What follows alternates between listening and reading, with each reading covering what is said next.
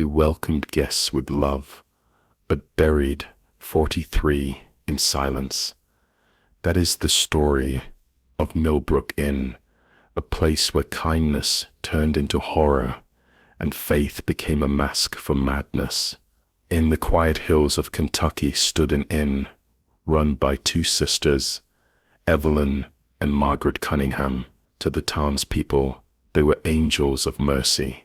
They fed the hungry, prayed for the broken, and opened their doors to anyone who had nowhere else to go. Their smiles were gentle. Their hearts seemed pure. Everyone who met them said the same thing. The Cunningham sisters have love in their souls. But behind those smiles, something darker waited. The Millbrook Inn was more than a refuge. It became a trap for the weary, a resting place for those who sought peace and never left. Over the years, travelers disappeared one by one. The town blamed the road, the forest, even the storms. No one ever suspected the sisters. After all, how could such loving women do harm? They called it compassion. They called it mercy. But mercy, when twisted by madness, can become the cruelest act of all. Evelyn believed that suffering was evil, and that true love meant ending it. She told Margaret that God had chosen them to free lost souls from their pain, and Margaret, quiet, loyal, and afraid, followed her sister's faith into darkness. Together they offered comfort to the broken, and then release. Each act was followed by prayer, each death by tears. They buried their guests in the garden behind the inn, 43 in total, each grave marked by flowers and silence. To them, these were not victims. They were souls they had saved. For years no one knew. The sisters continued to serve tea, host travelers, and greet neighbors with their soft, innocent smiles. The town adored them. The church praised them. And behind their gentle voices, behind their kindness, the graves kept multiplying, until one day, the earth could no longer keep their secret. A storm washed away the soil behind the inn, revealing the truth the town refused to see. 43 shallow graves, 43 silent witnesses, 43 lives taken by the very hands that claimed to love them. When the news broke, Millbrook changed forever. The people could not believe it. They refused to. Some said the sisters were cursed. Others said they lost their minds. And a few whispered that they had been guided by something darker than faith. The Cunningham sisters vanished before the sheriff could find them. No one knows where they went, or if they ever faced what they had done. But the legend says that on quiet nights, when the wind moves through the hills, you can still hear soft voices praying in the garden, the voices of the sisters asking forgiveness from the souls they could not save. They welcomed guests with love, but buried 43 in silence.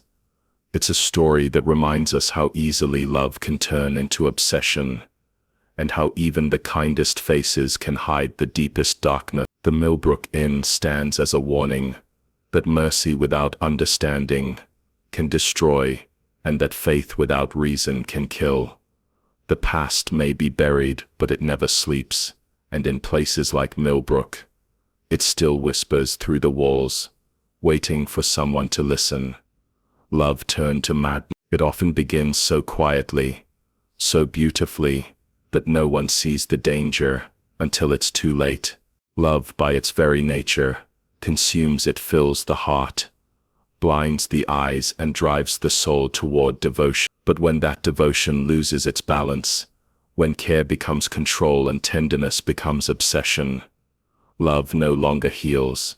It destroys. What once brought warmth can turn into fire, and what once gave life can take it away. In the story of the Cunningham sisters, this transformation was slow, like a poison that seeps drop by drop into the veins of the soul. They were once known for their compassion, two gentle women who dedicated their lives to helping others. Their love for humanity was genuine, at least at first. They prayed for strangers, fed the poor, and comforted the dying. The Millbrook Inn was their sanctuary, a place where love and faith lived side by side.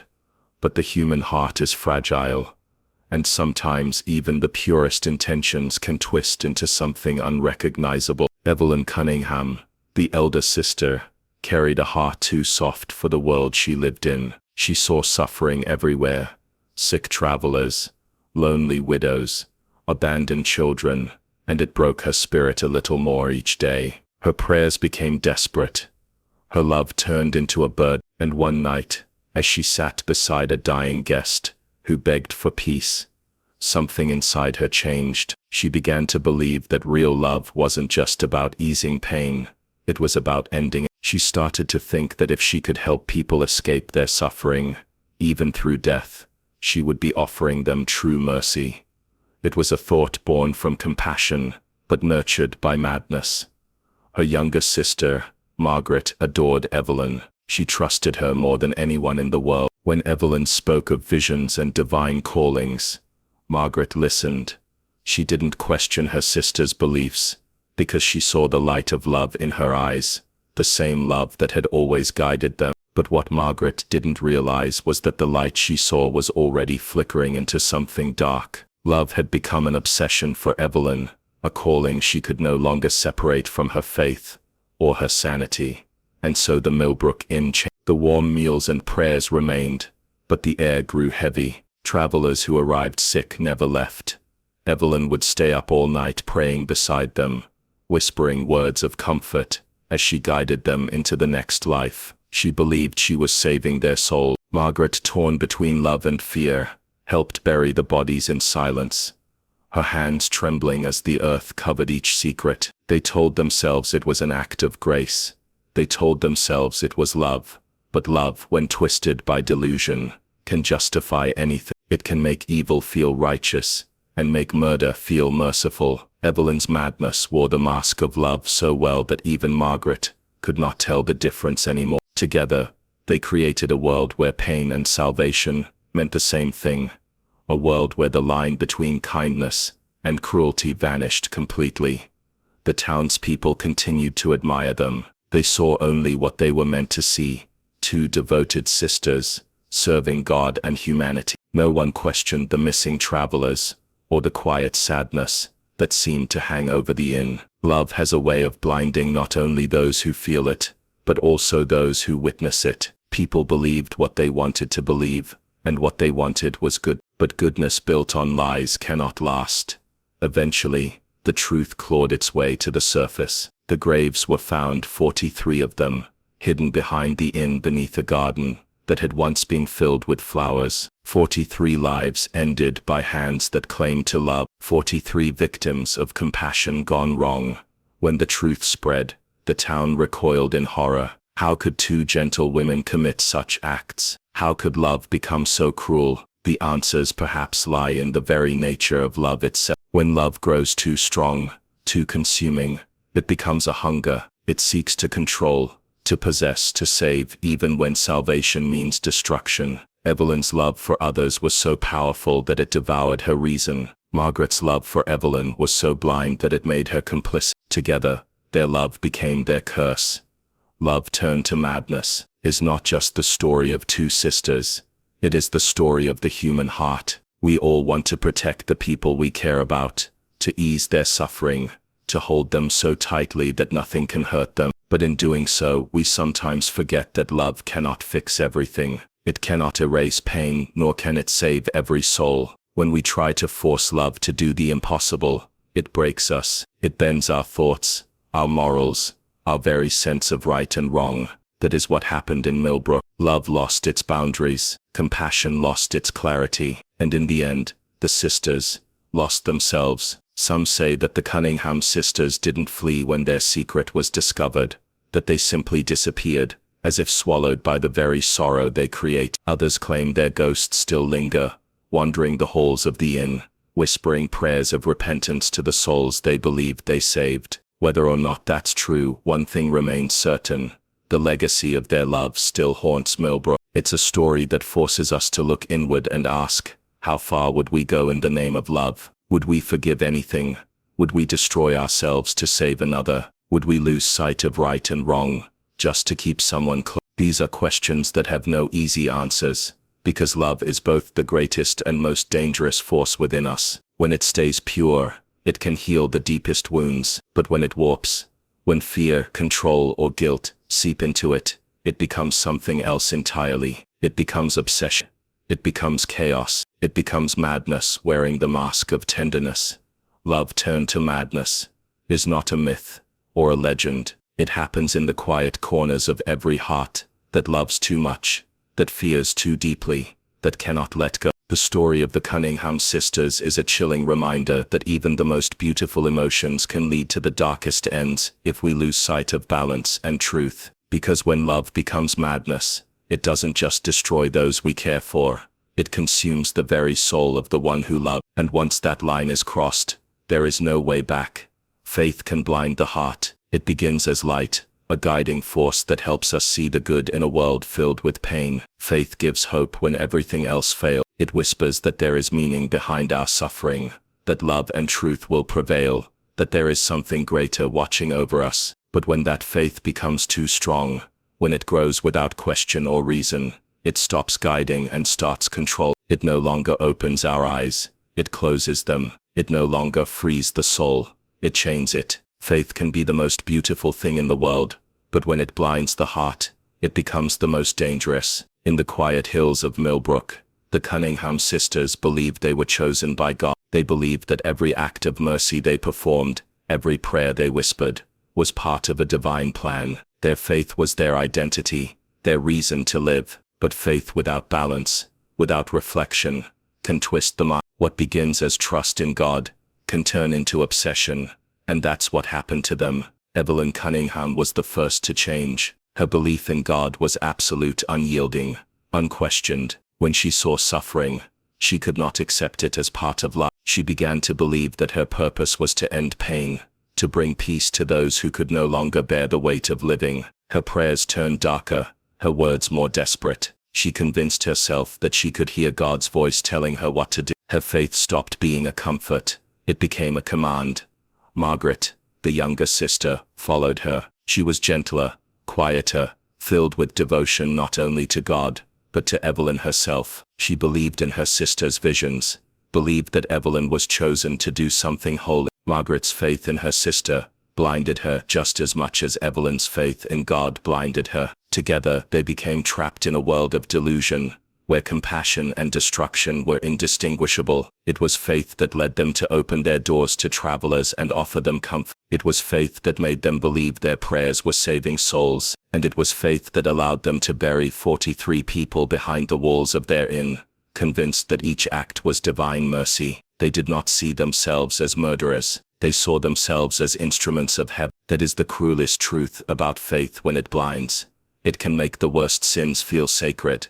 The townspeople never suspected them. To everyone else, the sisters were the embodiment of goodness. They never took credit for their deeds, never sought attention. They simply prayed, smiled, and served. Their calm devotion made people feel safe. But faith, when it grows without wisdom, has a way of hiding darkness. It can turn the kindest heart into a weapon of righteousness. Over time, Evelyn began to see herself not as a servant of God, but as his hand. She believed she was chosen to deliver salvation through death. Her prayers turned from pleading to proclamation. She no longer asked for permission. She acted on what she thought was divine will. She told her sister that the world was too cruel for good souls, that their inn was a doorway to peace, and Margaret, blinded by love and loyalty, believed her every word. It is easy to look back now and see their madness, but in their eyes it was faith. Every tear they shed over the bodies they buried felt like proof of their holiness. Every grave was a symbol of their devotion. Faith gave them the courage to commit acts no sane mind could justify. They believed so completely that they could not see what they would do. That is the danger of faith without question. It makes the believer blind to everything but their own conviction. It turns empathy into duty, love into sacrifice, and life into a test of obedience. The sisters did not lose their hearts. They lost their sight. They could feel compassion, but no longer understand it. They could feel sorrow, but no longer stop it. When the truth was uncovered, the townspeople were shattered. Their trust was betrayed, their faith shaken. They couldn't comprehend how the same faith that built their community could destroy 43 lives. But faith is not evil in itself. It is what people make of it. It is pure until it is twisted by fear, guilt, or obsession. Evelyn and Margaret didn't set out to harm anyone. They wanted to heal, but their devotion became so absolute that it drowned out reason. And when reason dies, faith becomes a weapon. Some said the sisters were cursed. Others believed they were insane. But perhaps the truth is simpler. They were human. They were women who loved too much, believed too deeply, and lost their way in the labyrinth of their own devotion. Faith gave them purpose, but it also blinded them to reality. They followed it so far that they could no longer tell light from dark. Even after they disappeared, their story lingered like a shadow over Millbrook. People whispered that on stormy nights, prayers could still be heard from the garden behind the inn. Some said it was the wind. Others said it was the sisters seeking forgiveness. Whether those whispers are real or not, they remind us of something profound, that faith, if left unchecked, can consume the very soul it was meant to save. To believe is human. To trust in something greater is beautiful. But faith must be held with open eye. It must walk hand in hand with reason, empathy, and understanding. Without those, it becomes a cage, a comforting illusion that traps the believer inside their own certainty. Evelyn and Margaret's story is not just a tale of tragedy. It is a warning. It teaches that blind faith can lead even the kindest hearts into darkness. We must never let belief replace thought or love replace judgment. For when faith blinds the heart, it turns the believer into both victim and execution. It transforms prayer into justification, mercy into control, and hope into destruction. The Cunningham sisters wanted to bring light into the world, but they followed their faith so blindly that they extinguished. In the end,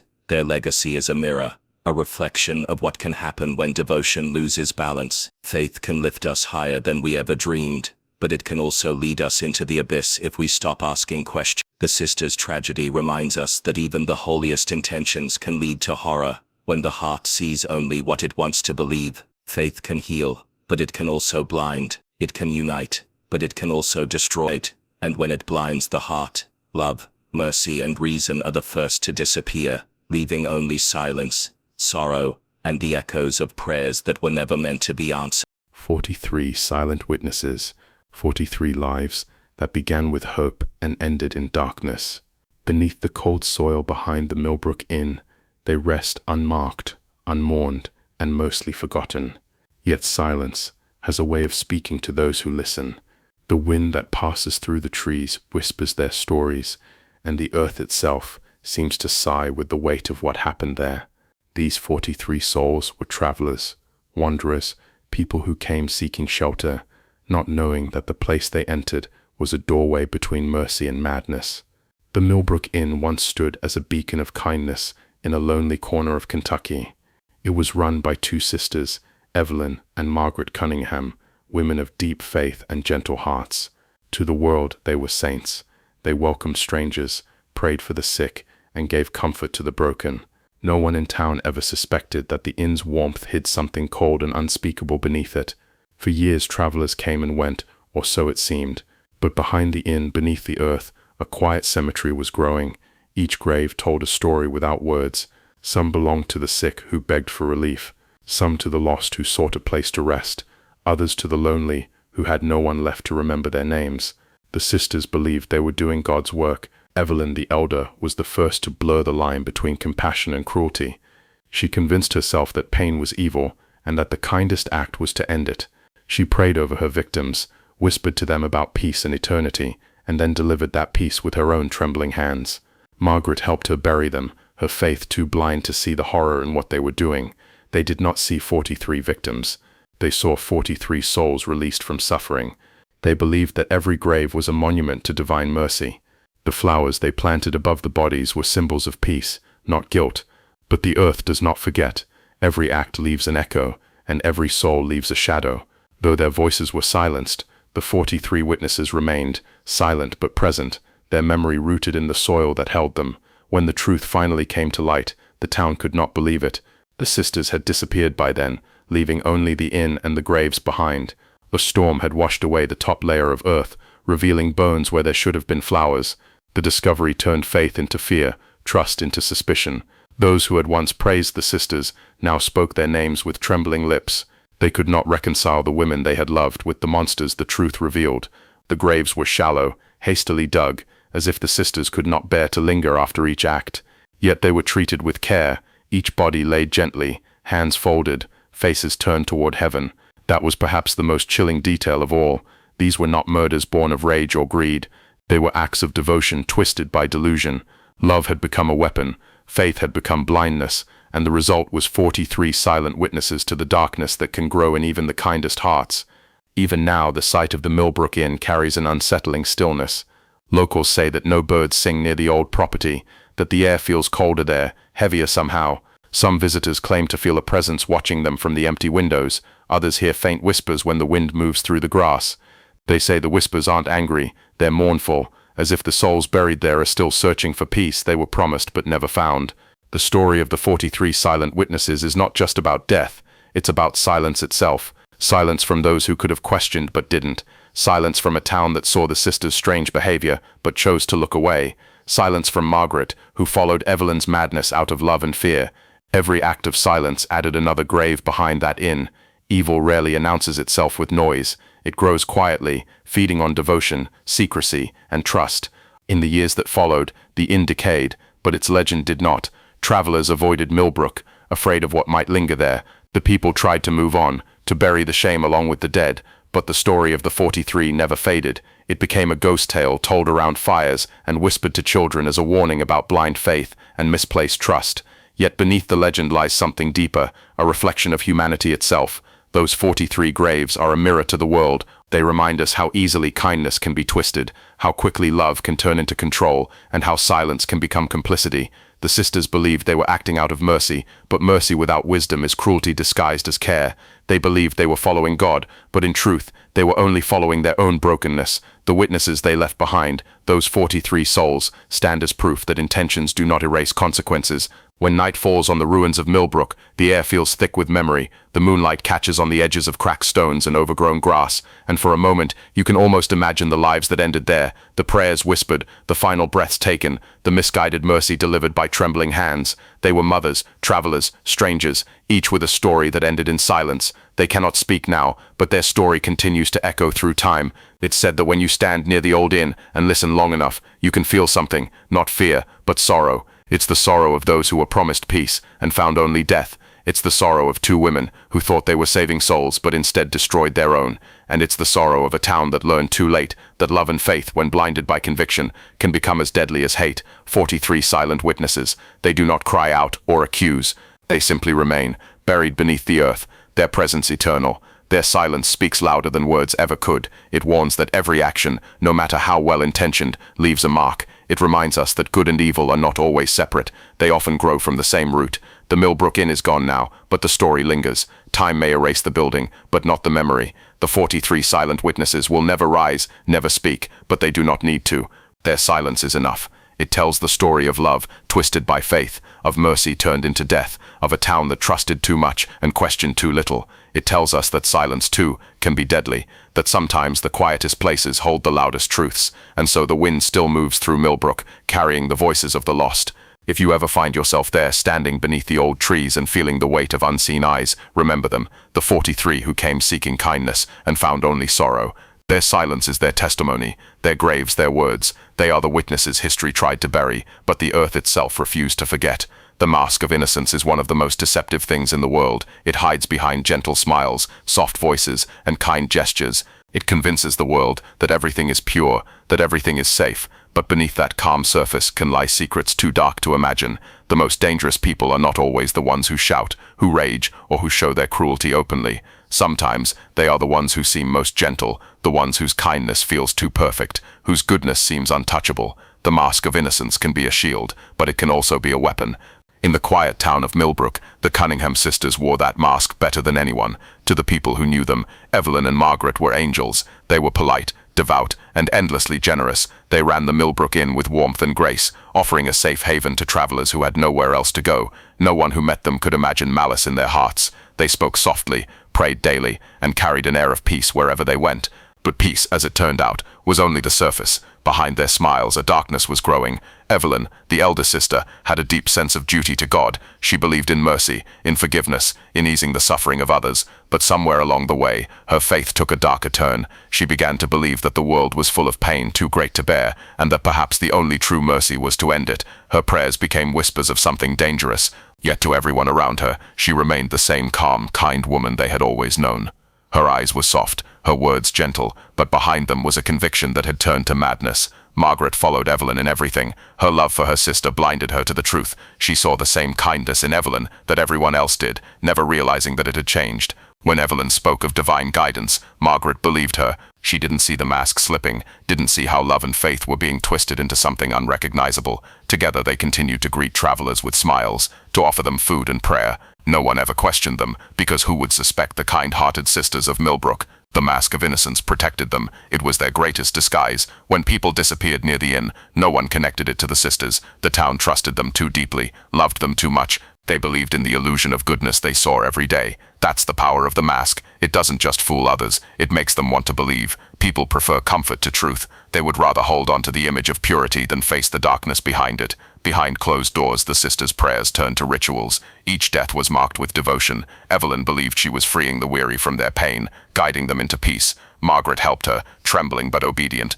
They buried each body with care, whispering blessings over the graves. They saw themselves as servants of mercy, not as killers. To them, their mask was not a lie. It was who they thought they were. That is the most haunting part of all. They didn't know they were monsters. When the truth was uncovered, the town refused to believe it at first. The idea that two beloved women had taken 43 lives seemed impossible. How could innocence hide such horror? But innocence is not always truth. Sometimes it is the perfect disguise for guilt. When the graves were found, it was as if the earth itself had ripped away their mask. Beneath the beauty of their garden lay the proof of everything they had tried to hide. The same hands that had poured tea and offered prayers had also taken lives and buried them in silence. The mask shattered, and what lay beneath horrified everyone. But even then, some people defended them. They said the sisters meant well, that they were misguided, not evil. That too is the power of innocence. It lingers even after the truth is known. People could not let go of the image of goodness they had once loved. They clung to the illusion, because it was easier than facing the idea that kindness could coexist with cruelty. It's a frightening thought, that someone can smile as they destroy, that gentle words can hide violent intentions. The Cunningham sisters are gone now, but their story still echoes as a warning. It tells us that innocence is not always virtue. Sometimes it's a veil, a delicate mask hiding something unbearable, and sometimes those wearing it believe in it completely. That is why the world is so easily deceived, because we want to see good where there might be evil, and we want to believe that purity cannot be corrupted. The mask of innocence does not just belong to people like the sisters of Millbrook. It appears in everyday life, in those who hide their pain behind laughter, in those who disguise their cruelty as care, in those who pretend to help while secretly hurting others. It exists in governments, in leaders, in families, in friendships. It exists wherever truth is too uncomfortable to face. And like all masks, it cracks eventually. For Evelyn and Margaret, that crack came too late. By the time the world saw the truth, their legacy was already written in sorrow. The inn stood empty, haunted not just by ghosts, but by the echo of their false purity. The walls that had once echoed with hymns and prayers now stood silent. Those who dared to enter said they could still feel the warmth of the sisters' kindness, but it was hollow, like a memory that had lost its soul. The mask of innocence is seductive because it feels safe. It offers comfort in a world that is too often cruel. But safety built on illusion is fragile.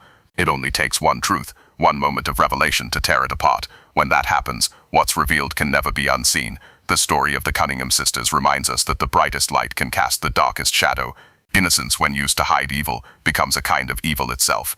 In the end, their story is not just about two women or a forgotten inn. It is about the danger of believing appearances, about how easily trust can be manipulated, and how quickly love can blind us to truth. The mask of innocence does not just hide guilt, it hides pain, confusion, and madness. It makes monsters look like saints, and saints look like saviors, and so the Millbrook Inn still stands in memory, its walls whispering stories of deception and tragedy. The flowers that grow where the graves once were bloom in quiet defiance, a reminder that beauty can rise even from horror. But beneath the petals, beneath the soft earth, the truth remains. 43 silent witnesses to the danger of believing too easily, to the cost of mistaking innocence for goodness. The mask of innocence is a fragile thing.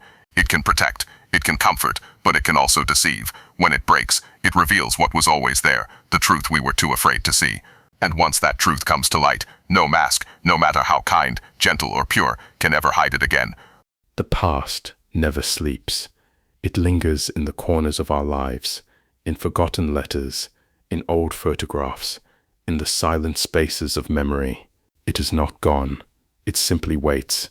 Time can cover its footsteps, but it cannot erase them. The past watches, listens, and sometimes whispers through the cracks of the present. No matter how deeply we try to bury it, it finds its way back.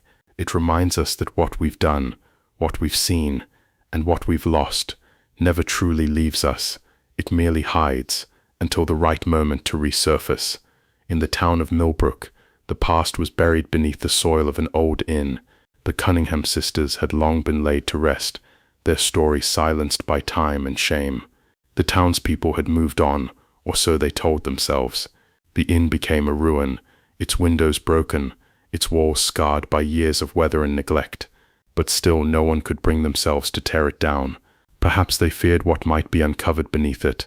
Perhaps they knew deep down that the ground itself remembered. The wind that passed through the empty halls seemed to carry voices, soft, sorrowful, and unrelenting.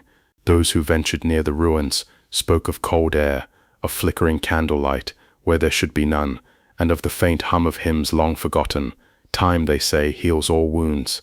But the truth is that time only teaches us how to live with them. The pain of the past does not fade, it transforms. The Cunningham sisters' tale had become folklore, a ghost story told by firelight. Children grew up hearing about the 43 graves behind the inn, about the 2 women who offered love and mercy but delivered death. Some believed it was just a story meant to scare the young. Others knew better.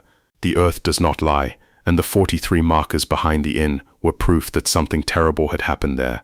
But the past does not haunt only places, it haunts people. Those who carried the memories of the sisters carried also their guilt.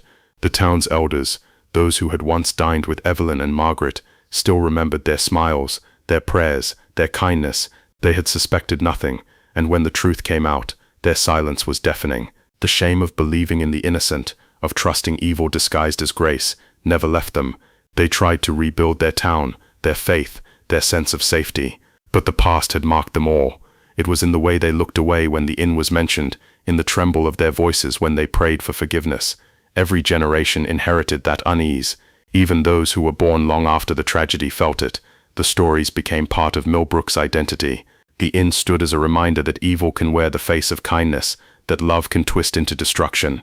People avoided the sight, but curiosity always brought some back. A few who dared to enter said the air felt heavy, as if filled with unshed tears. Some swore they heard footsteps echoing through the halls, or saw shadows move across the rooms.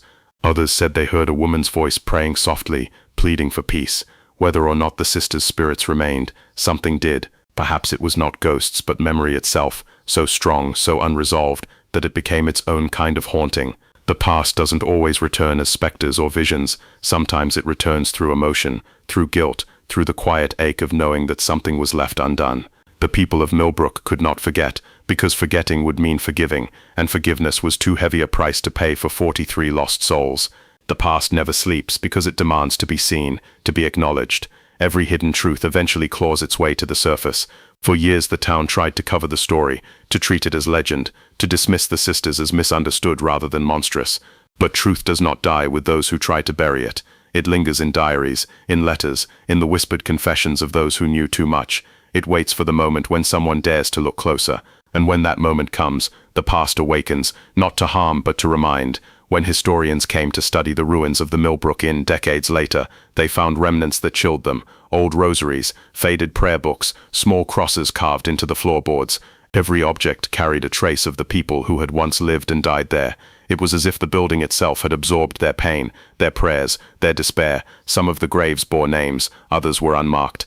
The silence of those graves spoke louder than any sermon. They were witnesses, mute, eternal, and patient.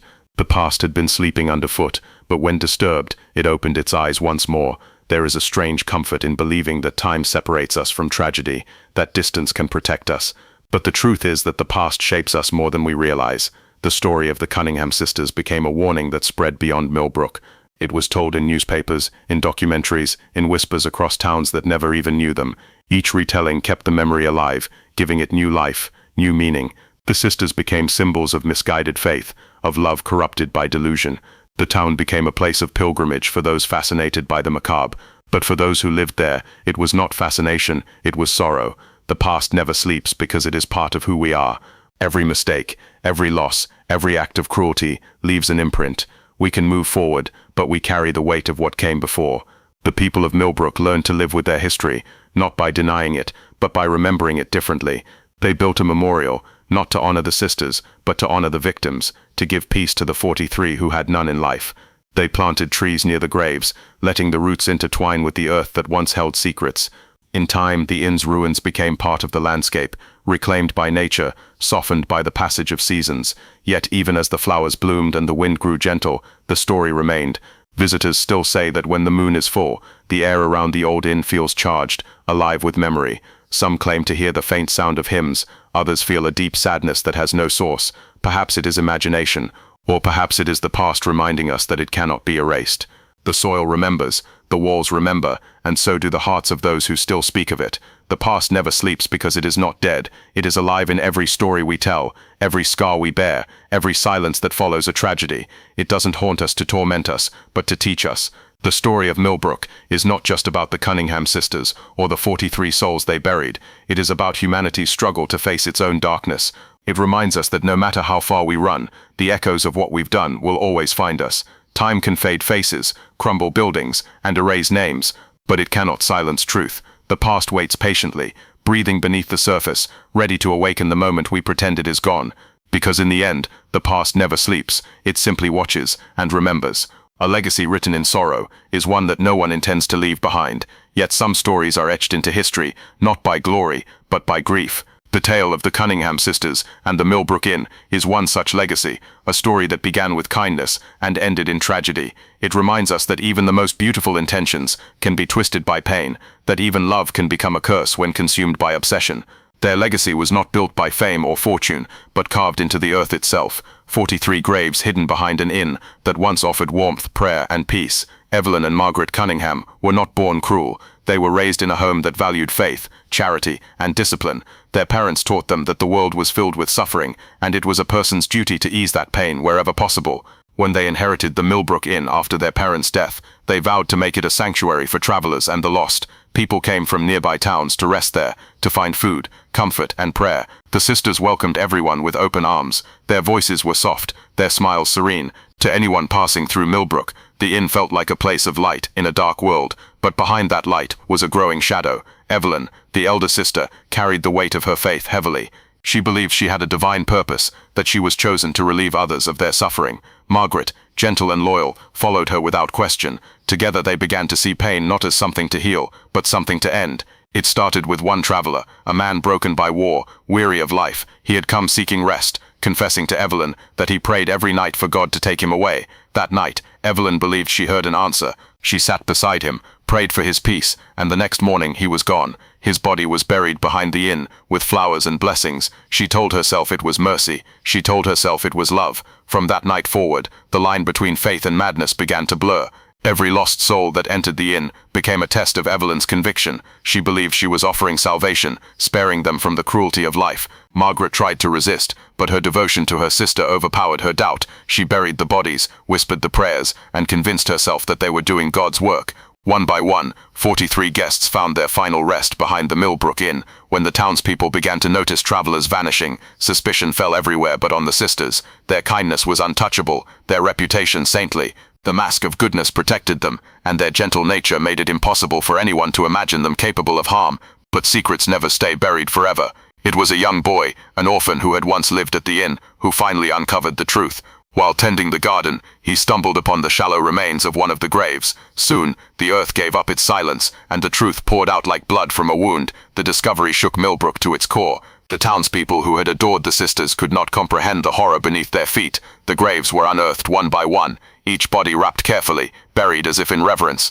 It was not hatred that drove the sisters, it was delusion, a faith gone rotten. The people mourned the victims, but they also mourned the sisters they had once loved. Evelyn and Margaret were found in the chapel, lifeless, their hands clasped in prayer. Perhaps they could no longer bear the weight of what they had done. Perhaps they believed that in death they would finally find forgiveness. The inn was sealed off, left to decay. For years, no one spoke of the sisters. The townspeople rebuilt their lives, trying to erase the shame that had stained their history. But time, as it always does, began to tell the story again. The younger generations grew up hearing whispers about the haunted inn, about the 43 souls buried in its garden. Some visited out of curiosity, others out of reverence. The air there was heavy, the ground uneven, as though still breathing with the sorrow of those buried beneath. People said they could feel a presence, a mixture of peace and pain, as if the sisters themselves were still praying for redemption. The legacy of the Cunningham sisters became a warning, a tale of what happens when love becomes misguided, when mercy is twisted into control, when faith blinds rather than guides. Their story was retold in books, documentaries, and ghost stories, each one trying to understand how two women so gentle could commit such horror. Some called them murderers, others victims of their own delusion.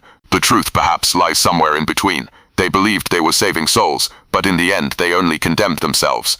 Their legacy is written not in hatred, but in sorrow, a sorrow that spans generations. Over time, the Millbrook Inn became a monument to contradiction. Flowers grew over the graves, birds nested in the rafters, and vines crawled up the old walls. Nature reclaimed what humanity had lost, yet the silence of that place carried weight.